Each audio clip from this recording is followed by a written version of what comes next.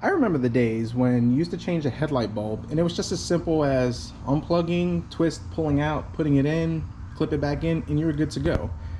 But unfortunately, as vehicles have changed, well, maybe fortunately, depending on the technology, taking a headlight bulb is pretty much a pain in the butt. Some vehicles you have to have the world's smallest hands to reach in there, and other vehicles you pretty much have to take out the whole front clip. And well, on this Dodge, even though it's not that bad, it's a little aggravating. So in this video, we're going to upgrade the headlight bulbs to these nice LED ones that I got from this company, Auxito, that I purchased on my own. And we're also going to change the bulbs inside the cab because the whole yellow lighting, I'm not a fan of it. So I've used this brand in the past. They've always worked great. And I've probably, on one of my vehicles, I've had the bulbs on there for 3 years and I've never had an issue. And then one vehicle I did have, which was a Dodge Ram 2007, I did have an issue with flickering and some CAN bus error crap. I reached out to the company and they sent me the little adapters that I needed for free, so that was pretty awesome.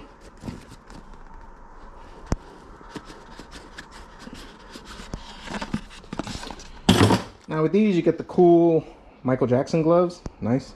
A little Allen wrench, curious, zip ties, destructions, and our bulbs. And the reason why I went with these is because they come with the ballisters or resistor or whatever you call this, so you shouldn't have the flicker or issues, allegedly, but we'll find out. Now this one, I found it on a deal on Amazon. Comes with the trim tool. Awesomeness. These things are like worth their weight in gold.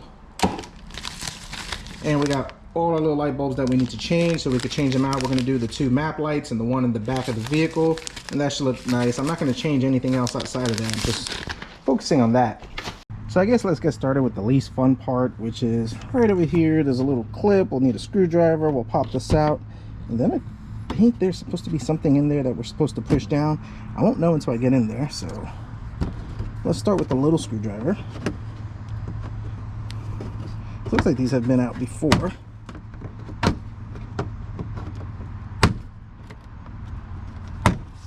Easy. Let's pull this out.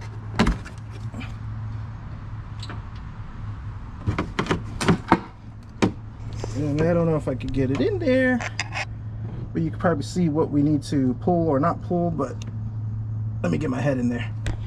So the next thing I think I should do before I even start tinkering around in there is take off this cover. Got these at the Harbor Freight. They work, and it kind of keeps these things from getting messed up. So we're going to pop out these tabs. But again, they should come out easy on their own. Yep.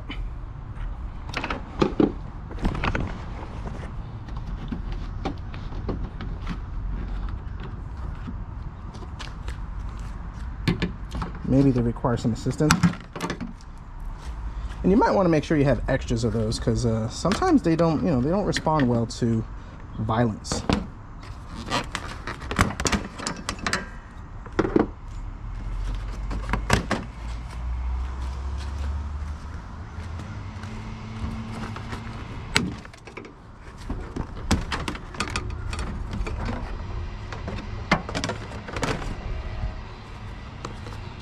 I got 1, 2, 3, 4. These 4 need to come out. And of course, it looks like somebody was here and they used the wrong bolt. So, that's good. That's great. So we're gonna have to figure something out with this and get the right one. But I think these are 10. So let me get my ratchet.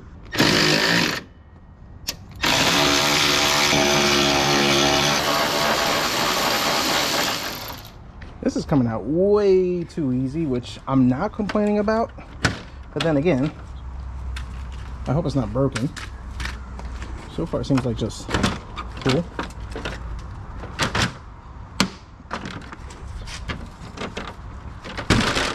Yeah, just pull. And I think I got 1, which that's loose. That's great. This one was over tightened, so that's cracked. That's even more better. So let's get these things out.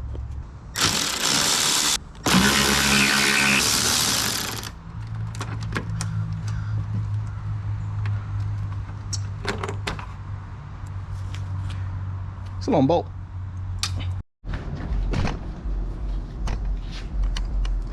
Now this should slide out.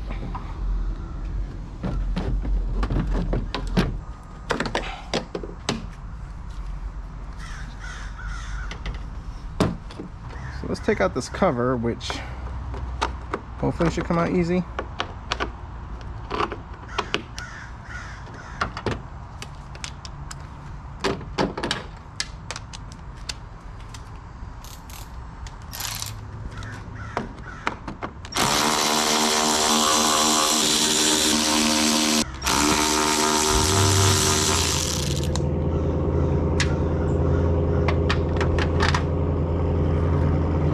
And of course my neighbor has to start up his Mustang with a loud exhaust while I'm recording, but you know, it's good. All right, so this is everything that we got in there. Now let's see if these things fit. I'm pretty sure these are the low beams. I'm not sure if I'm going to be able to use these because of the, well, the spacing.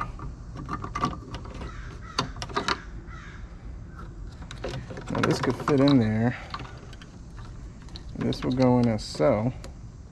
But then the other concern is this really going to get the airflow?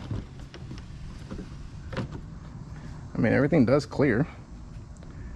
I don't know, let's temporarily plug it in and see how it works. Well, it does seem to work. And it definitely does look a lot better, so I'm gonna run with it and see how it goes. A little dielectric grease on connector, never hurt.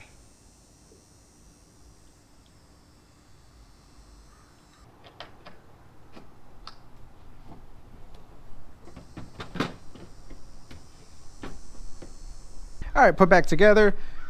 Looks good. I'm gonna go ahead and do the passenger side off camera because it's the same thing, but and I'll show you guys what it looks like at the end. But until then, let's go ahead and change those bulbs inside. That should be easy. Probably not.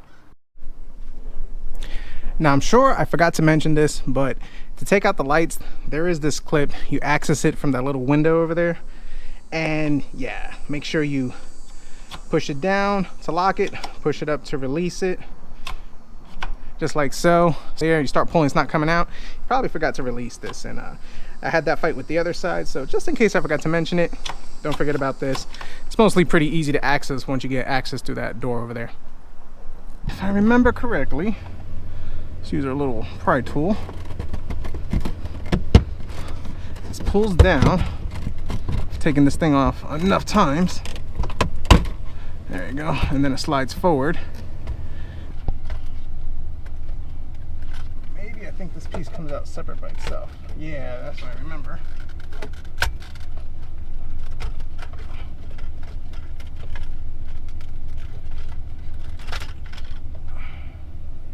Should make life a little easier.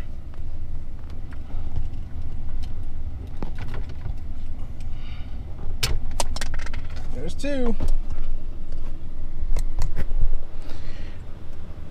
There's the bulb, and I don't know how much of that got caught on footage because, well, I didn't pay attention to it.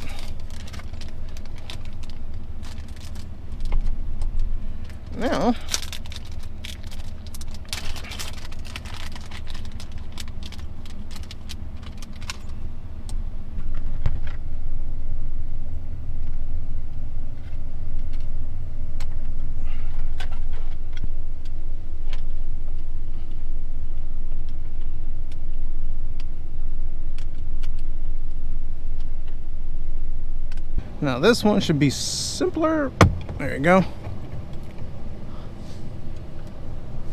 The bulb right up here.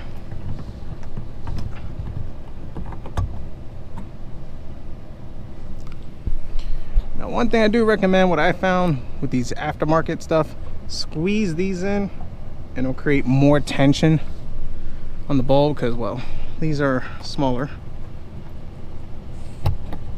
Yeah. Just got to position that the right way. Sweet. Let's close this up.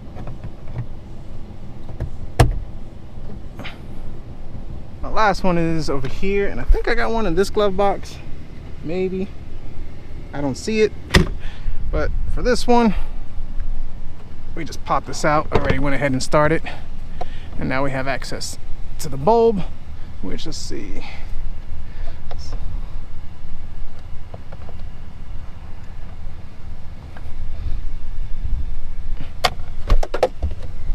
For this, let's pull this switch out, which these two tabs just kind of push in. This comes out, and that gives us our little bulb, which doesn't matter where they're at. They're always a pain to come out.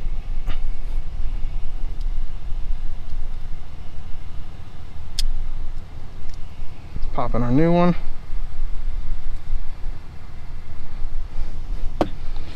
Pop our switch in like so.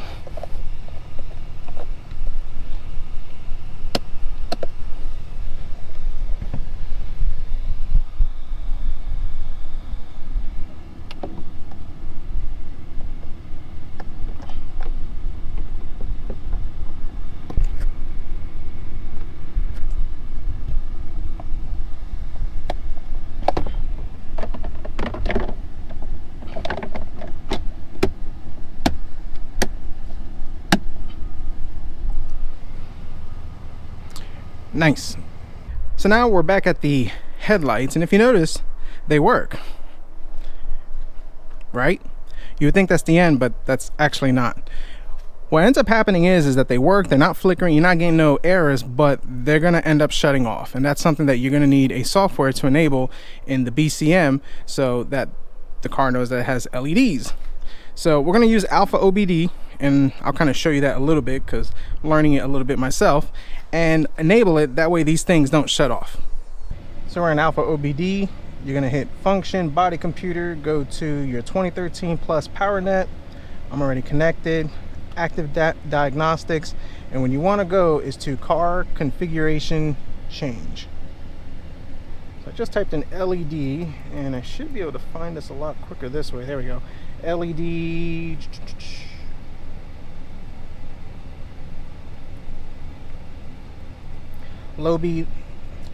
LED low beams lamp present. That's the one that we need to go to. I don't have the high beams for LEDs, but that's fine.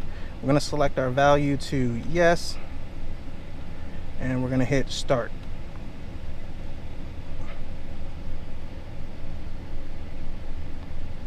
Let's hit next. It says current status no, so we need to make sure it's yes. Hit start, and it tells you current status of the component yes.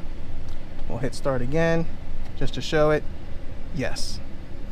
So it's night, and these lights are bright. The interior one, whew, I tell you, if you're looking for something inside this vehicle, you're definitely gonna be able to find it. I mean, it really shows everything. These are dark tinted windows, and yeah, you can see everything going on inside there. Now the LEDs for the headlights, they are bright, they look great, and for the most part, I mean, they installed well as can be.